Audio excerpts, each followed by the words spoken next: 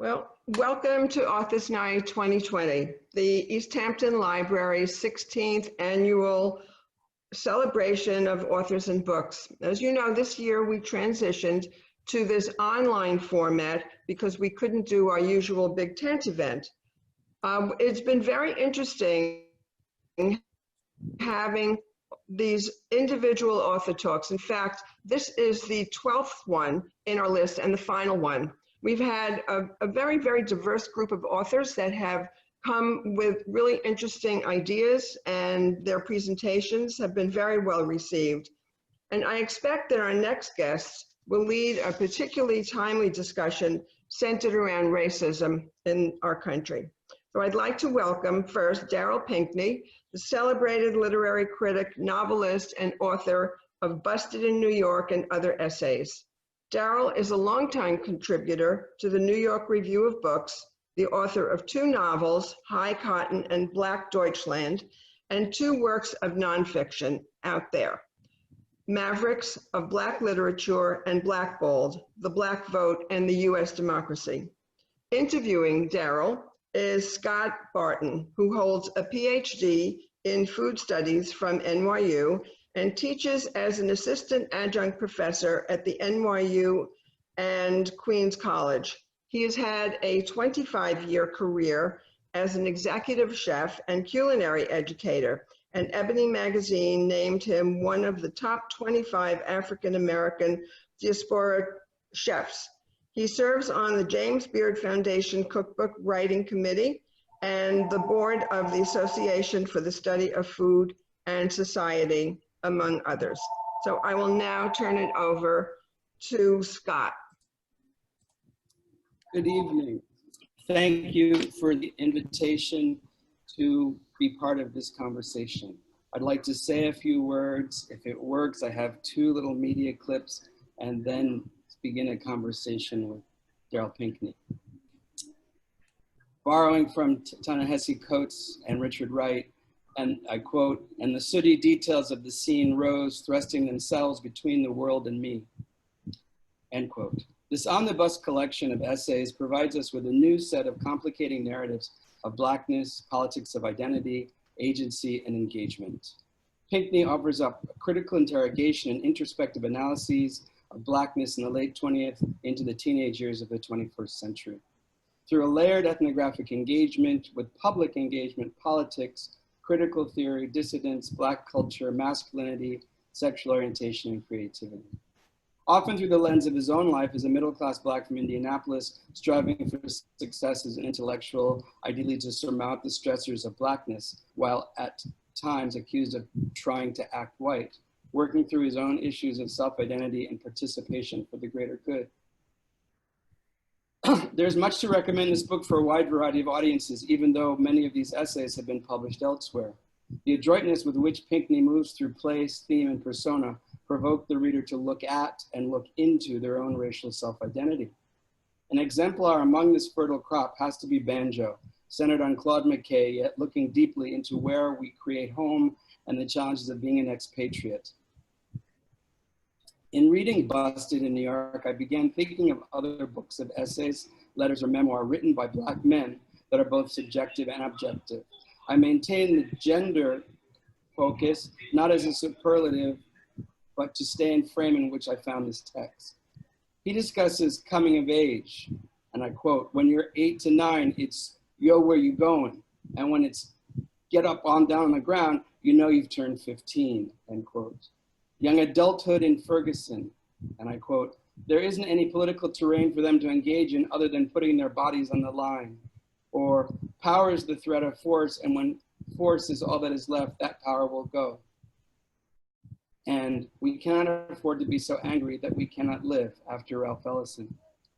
These different vocal registers or registers of generational age cause me to ask questions of who is the muse for the author? Who is the audience, his ideal reader? I thought about other books, Wole Soyinka's Ake, that helps us rememorialize our youth, our prescient curiosity, wonder, and failings with the stories of his own youth. Bob Teague's Letters to a Black Boy, which I read in the 70s, functions as an urtext to every pre-adolescent Black boy before the talk became codified as to be spoken of publicly.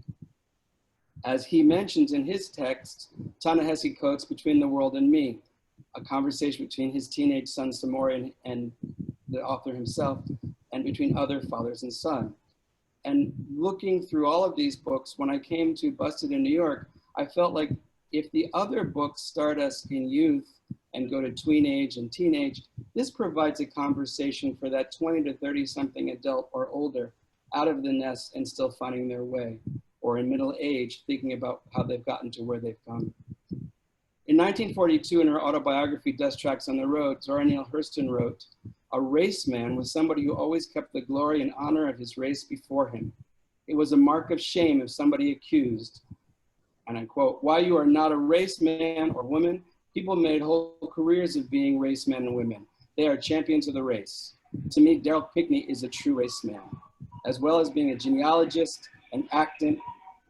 Sorry, Harlem is in the way.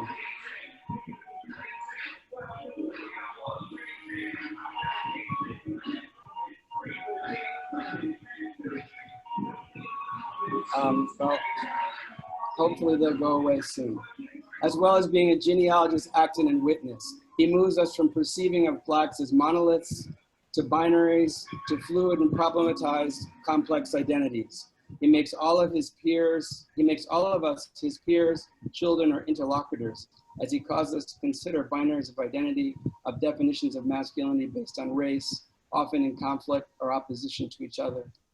These 25 essays span themes that for me include my own jargon, resistive behaviors, collective redemption, agentive politics of identity, Negro epistemologies, historical revisionism, expatriate as metaphor and struggle, movable visual geographies, massaging history, and irreverent coda. I'd like to show you two short clips, if my system will allow me, and then begin a conversation with the author. I cannot show you clips because the host wouldn't let me. Oh, you can share your screen now. Oh, I can? Okay. Yeah, I made you a co-host. Okay. Thank you. And the first, partly because they're from Indiana, are Tim and Fred. They're blowing up on YouTube, and I thought, even though there's a lot to be critiqued, in certain ways they fit into some of the ways that Pinckney is looking at Blackness and Black men and finding their way and articulating themselves and being to reframe Ellison's, his discussing Ellison, questioning primitivism and an emotional landscape that quote unquote feminizes masculinity. I think they do it in two ways that both is feminine and masculine. I'm going to play two very short clips from them. YouTube, back with another video, back with another banger, back with another Johnny Cash. Let's get it. If you're not familiar, they listen to Johnny Cash. I never heard of him. I don't know what this is. I don't know if it's like rock country. I don't know. Well, I'm sure it's good. They're not gonna give us something bad. I bet not get us. I appreciate all the support. Follow all the link down below in the description box. No support. Without further ado, let's see what he talked about today, bro. Straight to it, man. See if it's a banger or not.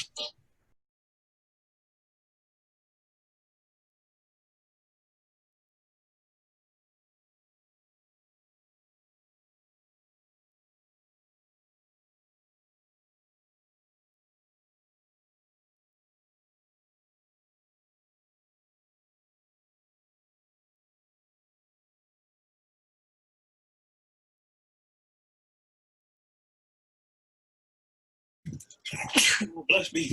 Goodness gracious, this dude that old can sing like that. I was just gonna say that. This man is like, it look like he like 75, 80. Singing like that? Singing like that, man. Hold up. What kind of vocal speaker? What kind of... That made me sneeze. This dude really old singing, man. Goodness, that good though? Like your voice didn't go away? It didn't die down? That's tough. Jesus. Johnny Cash, that's tough. Goodness gracious. And briefly, Ready? Prince. Sure. Finish reaction. Get into it.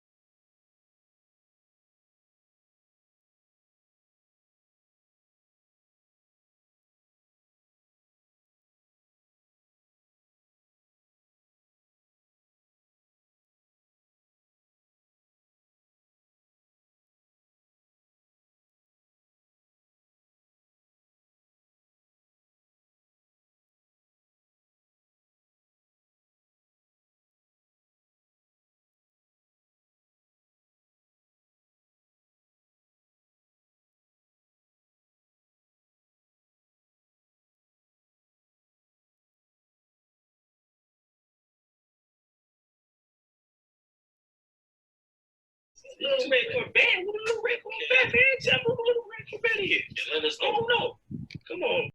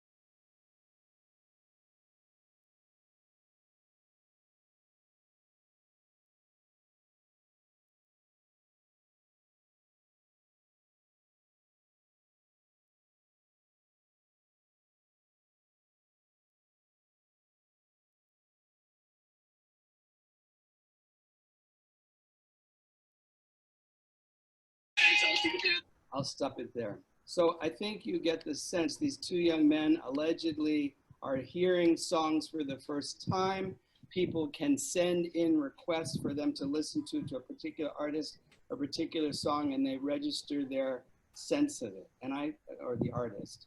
And I was interested to see how Mr. Pinckney sees them fitting into his arguments, since on the one hand, they are emotive and suggestive and allegedly naive savants listening for the first time. Obviously they're rappers, so they have a sense of music, but their range of songs goes from Dolly Parton and the Carpenters to Nirvana and many iconic Black musicians. Their use of technology, their ability to make a successful business during this lockdown. They've been in this for about a year.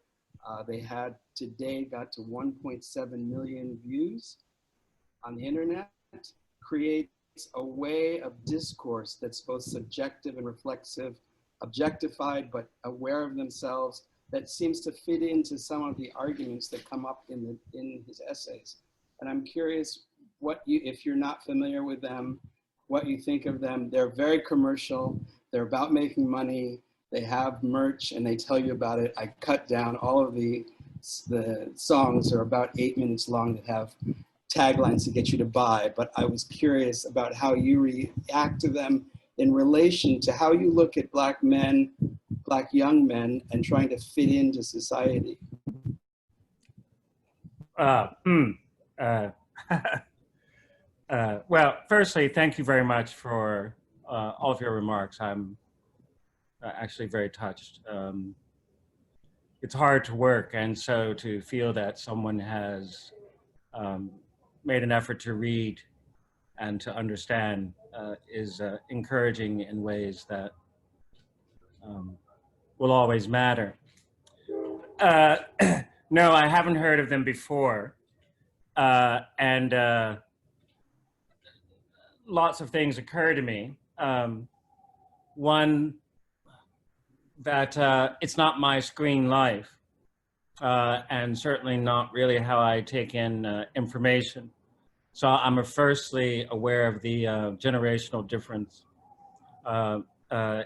It's one thing the pandemic has done is made me aware of how old I've become, and that's a drag in lots of ways. Old, but not mature. But a friend reminded me that we've worked very hard on our immaturity over the decades, and so to be proud of it. It's also, for me, very, we use the word performative.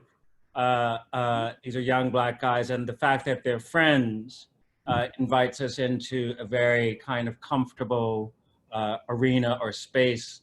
It's almost like we're the kind of game board that they're facing from these cockpit-like chairs, and they're sampling bits of American popular culture, but they're charming and entertaining.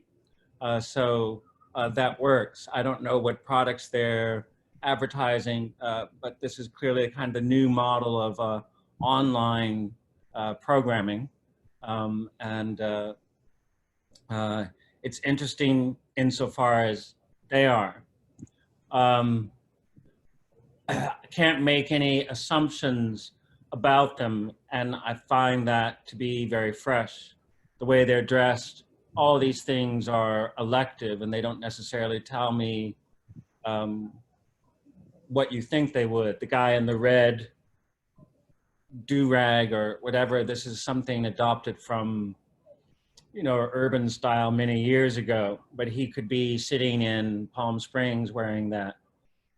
So I like that they are free to take what they want from any part of culture that they see. I get the impression that they're rather young, so it's nice that there is a lot still ahead of them. But I don't find this screen format and this kind of quick reaction and a short time frame for each event exactly something that appeals to me, because I've always thought of art and culture as requiring reflection, which means time. And that's always been one of the problems people have with it, which is finding the time or committing the time to sit with things or to return with things or to be able to be exposed to things. But I find also now time much more politicized than I'd ever thought of it before. There was a very interesting book by Jonathan Crary called 24/7, and he proposes that sleep has become a sort of act of resistance because it takes us out of the marketplace for that period of time. And so the marketplace really doesn't want you to sleep. It's sort of 24/7. But these are just my early impressions. I certainly have my own sort of small screen life, but it's a guilty one, and it's mostly for off-duty moments because I'm not going anywhere. So, but also I'm not on Twitter or Facebook or these things, and not for any reason, just out of my own kind of indolence. I sort of follow Twitter when something happens. For instance, when Michael Brown happened in Ferguson, the only place where I could find what was going on was through Twitter, because those people had stayed in the streets. And that's part of what led me to go there. The same was true when the George Floyd protests erupted. Because I don't have a television, those sort of national narrative moments send me to the equivalent on, the search for the equivalent on a laptop of a news program or something like that. And I find the sort of Twitter connection useful in that way. So yes, to sum up, they live in a different world from me. But just to thank you very much. I really appreciate it. That was a lot of long-winded. No, that's fine. That's how it should be.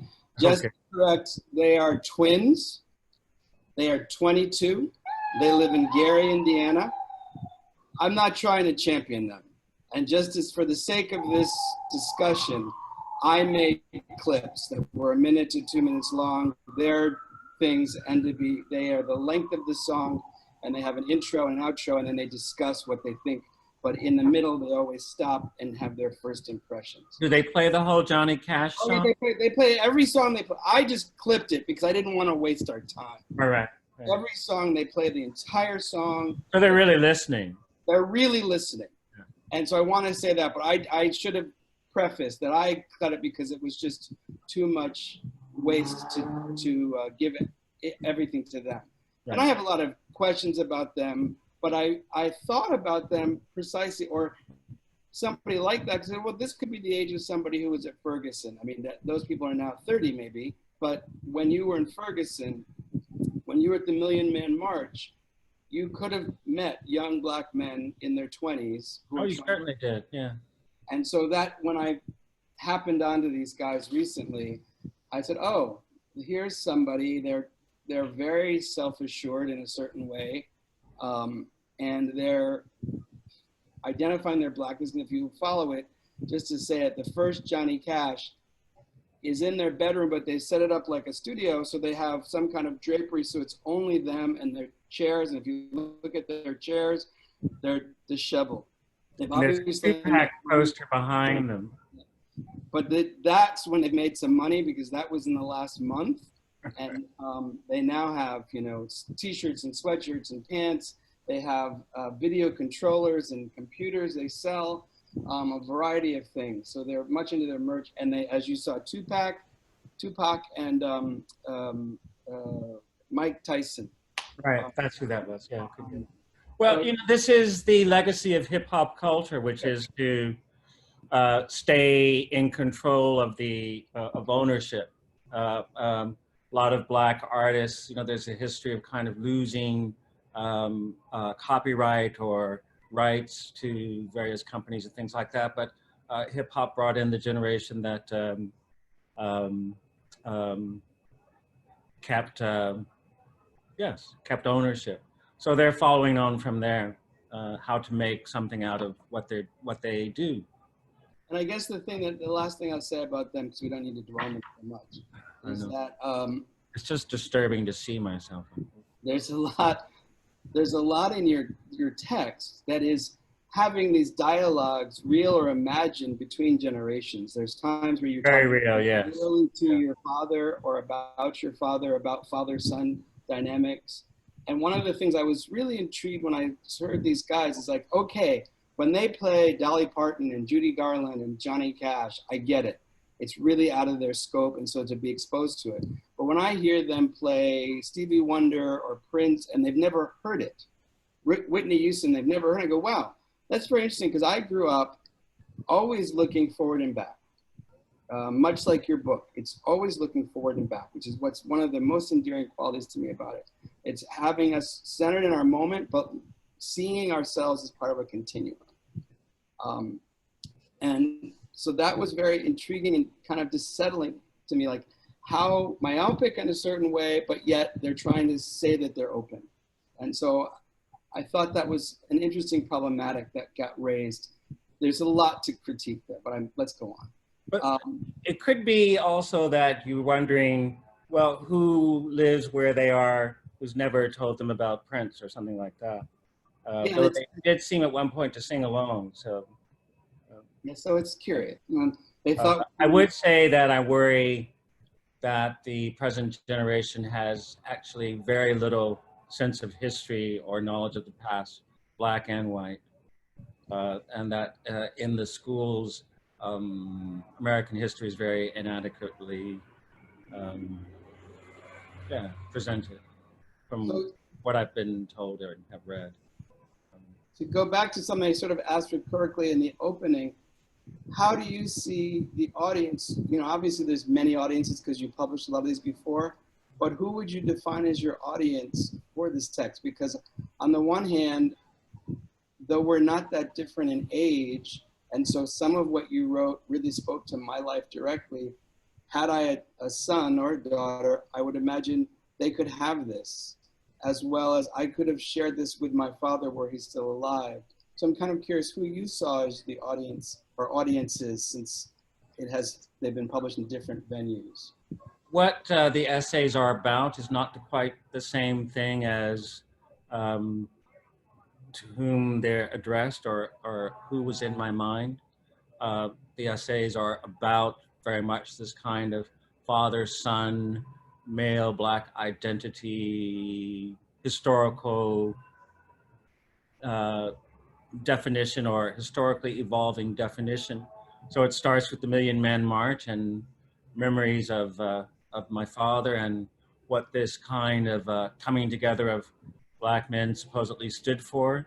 The book also goes into my own sort of really inane brushes with the law, but as stupid as these brushes with the law were, busted in New York refers to the time I got arrested for smoking pot in Giuliani's zero tolerance days. And it was bad enough, but you got a glimpse into the penal system as it functioned on the intake level of sort of taking youth of color from the streets. The essays also deal with things like James Baldwin's relationship to the Black Panther Party and why he did not take on Eldridge Cleaver when Cleaver wrote very insulting things about him in Solo Nice. Cleaver said things like Baldwin's frustration is he can't have a baby by white men, things like that. This is 1968. And a certain kind of Black militancy was accepted by everyone, including Black women, because the idea was Black men had been so damaged by white oppression that their egos needed to be repaired first. But that approach sort of left me out and laid the ground for a long period of alienation I felt from Black nationalism because, yes, it was threatening to me and also from a kind of electoral or conventional Black politics as represented by my parents who were deep in the NAACP rank and file tradition. And my interest in sort of avant-gardes and culture as being sort of political. Gee, I can't remember this book and it's only been this year, isn't that funny? You know, it's fascinating to me because I feel like a lot of this book is cinematic. Those kind of scenes in a movie where you center on the protagonist and the world spins around them. And particularly like what you just said there, that's very interesting, this genealogy of Black male authors, Ellison, Wright, Coates, but what you said, the Cleaver-Baldwin confab, if you will, as well as the King and a little bit King and Malcolm confab. And you lay out the genealogies really well. And if we weren't there, if we were too young or unaware or from a foreign country or culture or white and not paying attention, you give us a very clear way to see these pivotal moments and some of the personalities. And yet, we're there with you as you're at the Million Man March at Ferguson, but as I heard what you just said, you're often an observer, you're both actant and witness, but sometimes removed from a place of remove. Yes. And I'm sometimes curious, particularly in what you just said about Cleaver and Baldwin, about, well, where do you, other than laying it out so we know that and have a nice suite of these events laid out almost like a string quartet. maybe you just answered it, I don't need to go any further. But where would you be if you were in that room as those things were unfolding? Where would you position yourself between Kleber and Baldwin? Well, I would be entirely on Baldwin's side. I mean, his sexuality was no secret in 1968. Yeah. It just wasn't sort of talked about. But, you know, whereas Jean Genet had the freedom to flirt with the Panthers, Baldwin certainly didn't. And so he had to emphasize all the time that his relationship to them was social, not sexual. But also in that year of so many assassinations and heartbreak for him, he refused to criticize the militant wing and always insisted that the problem was with the state, with the federal authority, with the government, with white supremacy, because it was consistent with his view that the Negro problem was actually a white problem. So I would have been on Baldwin's side. The thing is, if to be honest about those days, I would have been as quiet as possible because the thing is, you just didn't want to get busted or singled out because these conclaves of Black masculinity were very threatening, even if it's just your cousins sitting around talking about basketball, because you simply did not belong. And when I was a student, I came from Indiana to New York. Very quickly for me, I had these professors in the English department, and there was one Black in the English department when I was there, me. Everyone else was pre-law or pre-med. So, you know, it was already a different class story. I had these professors, Kenneth Koch and David Shapiro, who were these crazy poets who simply introduced the class to everything. I mean, everything, including the Museum of Modern Art, stuff like that. But as you know, and I had very interesting professors, but it was the women professors. I would sneak across the street to Barnard to sort of read Doris Lessing in secret, almost, with Catherine Stimson, because there was so much Beckett over at Columbia. But the women professors and the voices of the second wave feminism were the avant-garde that spoke to me. It was the sort of revolution that I had instead of Black politics. I had Elizabeth Hardwick, and these women writers changed my life. It sort of, yes, it gave me a way out, but it gave me a way toward something. So when I write, I think of my parents and the subjects that they talked about or stood for, because Black history is very personal. And I associate every era with a member of my family or something having to do with them. That, I think for most Blacks, Black history, American history, is really that personal. But when I write, I hear in my head, or I try to, the voices of these women, in particular Elizabeth Hardwick and Barbara Epstein. You know, they had really faultless ears. Their sense of language was thrilling. To be corrected by them was both humiliating and deeply inspiring, because they managed to convey in the most casual conversations that to be a writer or to write meant that you cared about something much larger than yourself, and that you got over all the inhibitions and the obstacles to write by thinking of yourself connecting to something really important. It's very hard for women to find the ego to insist that the world needs your book. The last thing the world needs is another book.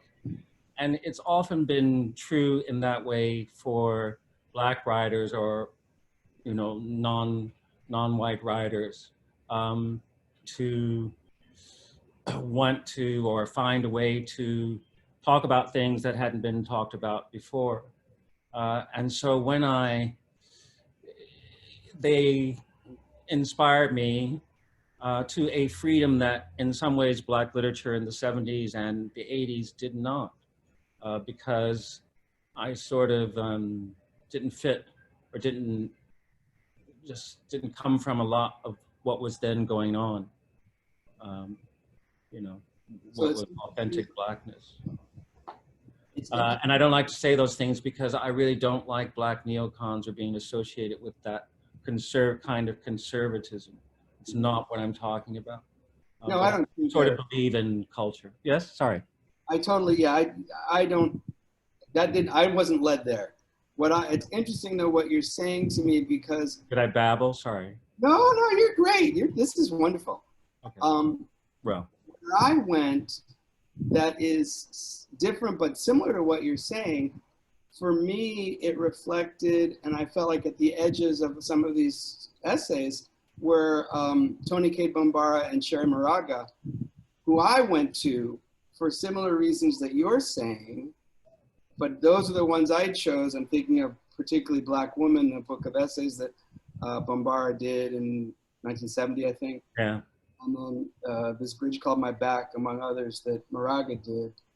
Again, trying to, and not dissimilar in a way, different in who the people were, but people who were trying to look at some of these questions and issues, but from a different lens, a different register, and in some ways, as a not hyper-masculinized male, that it made more sense to me, which is what I'm sort of hearing in some of what you're saying. And, you know, like if you can't find a place in the barbershop, where are you going to go? Since these certain spaces. You're always in disguise in the barbershop. Yeah. And you are very good at complicating these places and questions in ways that are very revealing and make us have to look at where and how we've occupied space and who we've been and what our performative reality has been, which for me, a lot of this book, what is sometimes most thrilling is it's almost, you know, it lands so nicely in this horrific moment we're living in, because so much of it can speak directly from the Million Man March and Wright and Obama and the Ferguson to George Floyd, to Breonna Taylor, to the failures of government that Baldwin speaks to. And I'm curious, you know, it's a lot to chew, but having written over the last, I don't know, I think something like 2005 or 7 is one of the first dates I saw, to 17 maybe, you know better than I. How does that feel now, having it published late last year, and then see it kind of really be in conversation with this moment we're living in?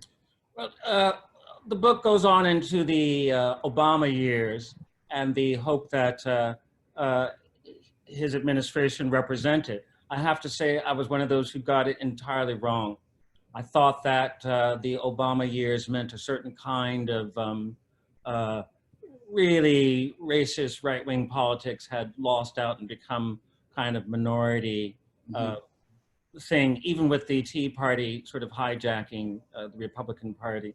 And so the trauma afterward was and remains very deep. I don't trust myself, and or, you know, I think the latest thing I've read, I feel very vulnerable, I'm very worried. And so some of the essays about, say, Ta-Nehisi Coates and pessimism address that. I'm not an Afro-pessimist. I believe in the vote as a revolutionary tool. I'm dreadfully worried that the young are feeling so nihilistic they won't vote. I do have essays in which I sort of talk about women like Margot Jefferson and Michelle Wallace, who, you know, stand counter to these examples of Black masculinity as political identification. I've spent a lot of my life living abroad in that way of sort of wanting to get out. And many of the essays have to do with that, or figures who stood for that kind of tradition or made that kind of tradition in my mind. And then it sort of ends with the consolations of art and why it matters. So I think the book is set up as a kind of emotional reaction to what has happened. It's an expression of my helplessness about the future and my sort of farewell to the past, and I guess the kind of melancholy that it brings. I can't separate the time we're in from the age I've become. And this is my biggest problem emotionally. And maybe that's why the book ends with a sort of eulogy to Aretha Franklin, because it's like, It's funny you say that. I get what you say as eulogy, but I saw it as redemptive. And I saw it as, it's like there was a way with that coda for Aretha, or with Aretha. She is so much in her instrument, both as a pianist and a singer, that she can play with it. That she understands it. I have the Aretha at 14 or whatever, and on through many of her albums. And so at an early age, she becomes so adept that, I'm getting so much Harlem, I'm sorry. At an early age, she becomes so adept in her craft that she's able, as you say in the essay about her, there's moments where somebody else might have stopped performing. And I did get to see her live. There's a place where she only sings from her upper chest, but she can't get the depth and range because she's just too big, or she's just, it's not working in the same way, but she continues. And so, I kind of put that up against an earlier quote where you say, no one is coming to save us except our own selves, or that is something you quote. So I then say, what are the rules of engagement? So I'm saying, if you're so good at what you do, you're going to persevere despite and because. And the fact that she becomes a witness for all of us. Like there was a moment towards the end when I'm reading that and looking at Aretha and thinking, she's there for so many parts of our lives, just the way you were talking about thinking about moments and tagging them to a person, that she's a cipher, she's this liminal figure, but she's present even though she's not in any of our lives for most of us. And so I saw it as a place of hope, just as I saw the really kind of hardship in the Mckay, the banjo chapter, where you really grapple with a lot of the realities of being an expat, or whether it's voluntary or forced, and at the same time look at, well, when is it a privilege and when is it a curse? When is it a challenge? Can you be at the periphery and speak back to the core? Can Mckay be in conversation, be seen in the Renaissance, even though he's outside of the country? What happens to you? Okay, when you're in Paris, and then what does it mean to be in Paris and not on the continent? So there's a lot that we could go on, but I'm seeing a note from Dennis that I should ask people for questions, and I'm just feeling like I'm getting started to talk to you. Oh yeah. But that's okay. Maybe we'll talk We can again. keep talking, yes. And so if anyone in the audience has a question they would like to type into the chat, please do so now. But there's a lot that I could go on about where you did banjo. I'll wait till I see questions and we'll ask them. I'll just answer very quickly that Claude Mckay, this Jamaican poet from the early 20th century, who went from Jamaica to Kansas to New York to Moscow in 1922, to London, to Paris, to Berlin, lived abroad, we thought because he wanted to, but also because politically he'd been tagged already by British intelligence and the newly formed FBI. By the time he came back to the United States in the mid-1930s, the Harlem Renaissance, the time when he made his name as a poet and novelist, was over, and he found it very hard to adapt to the changed scene or to get anyone interested in his work. And it always raised the question for me, if you stay away too long, what does that do to your language? And it happened to Richard Wright. He was away so long, cool language changed without him in the States, and he still sounded like a dime store novel from the 30s.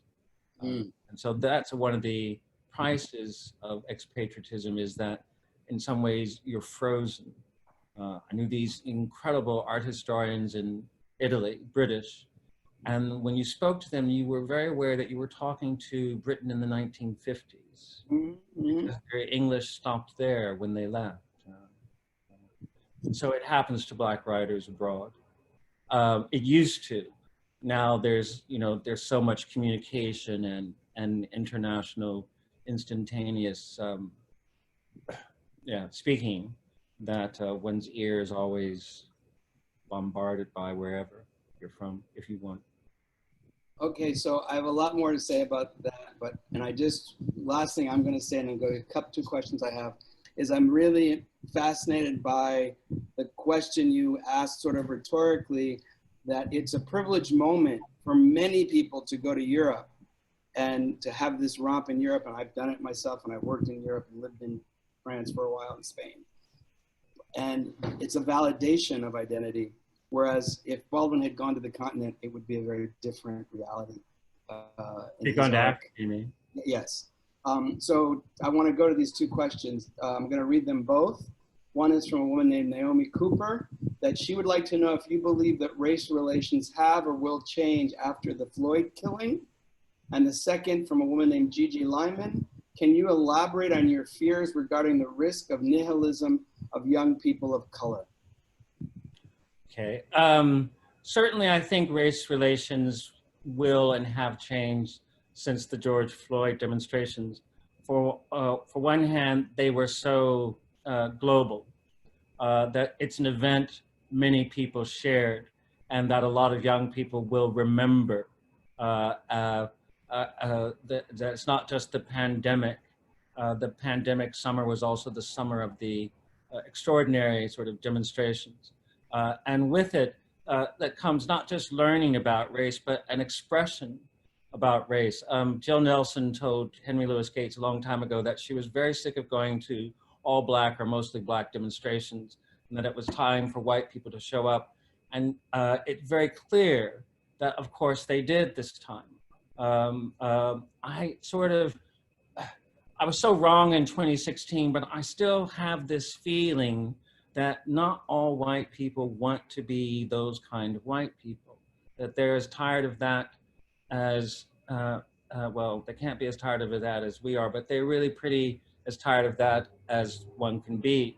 And I don't like attacks on white liberals, because they're the ones that, who are there, who are showing up, who have always shown up, and they're the easiest ones to attack because they're the only ones listening. And we need sort of allies and coalitions, because it's deeply serious what we're facing. And the only way out of it is through alliances and coalitions. And so I think that, a lot of the Black Lives Matter movement has slight sort of generational feeling to it of,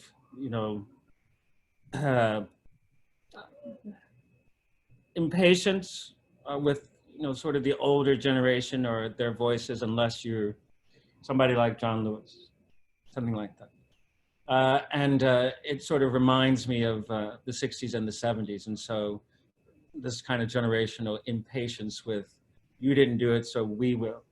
And I think that this feeling is very widespread among the young, especially when you add things like the economy and climate and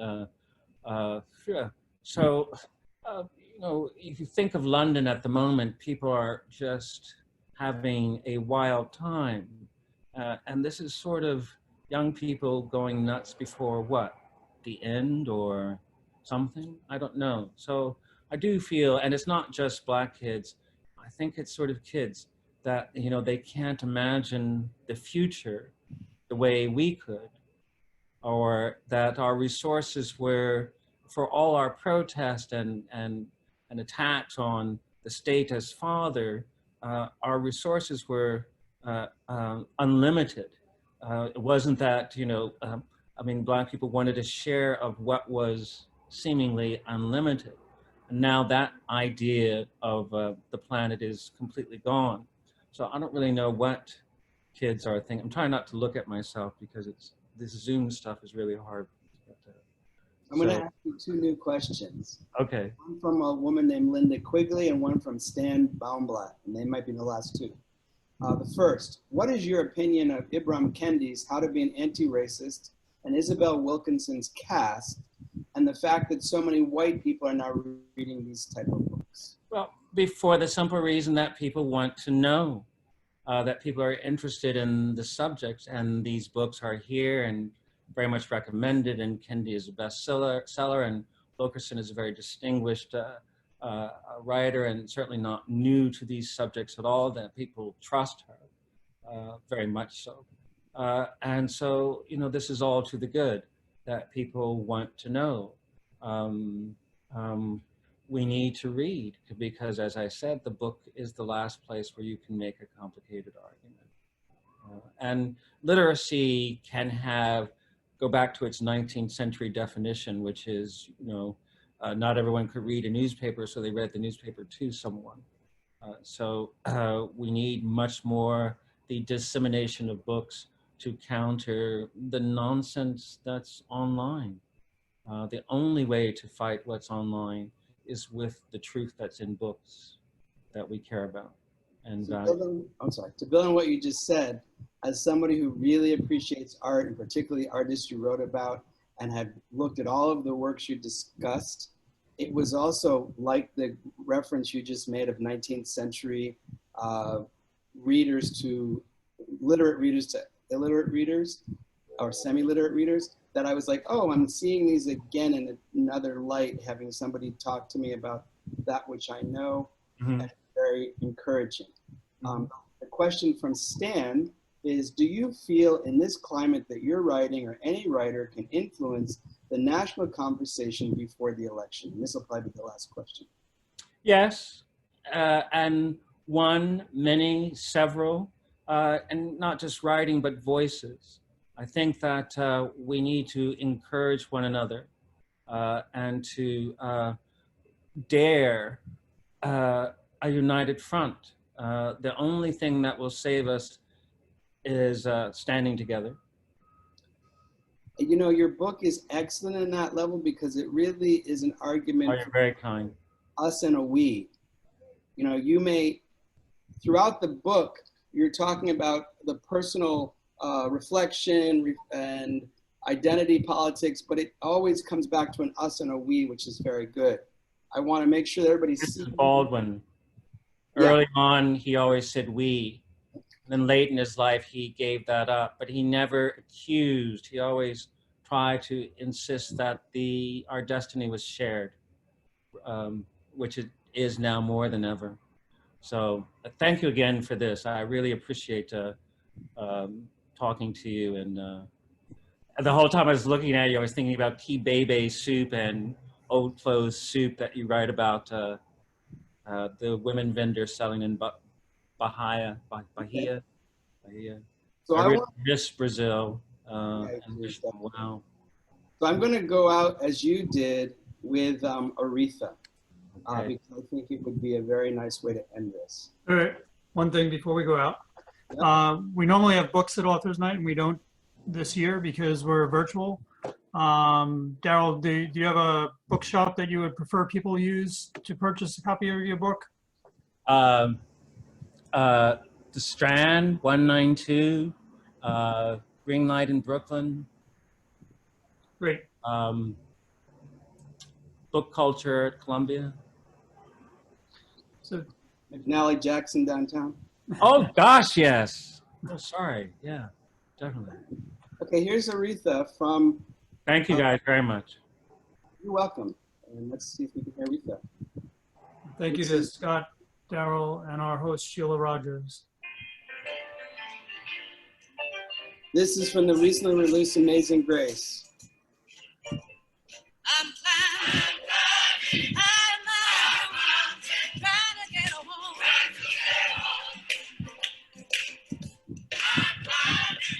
Oh, she's so young. Try not to cry. I cut out part of this where you see Mick Jagger. Yeah.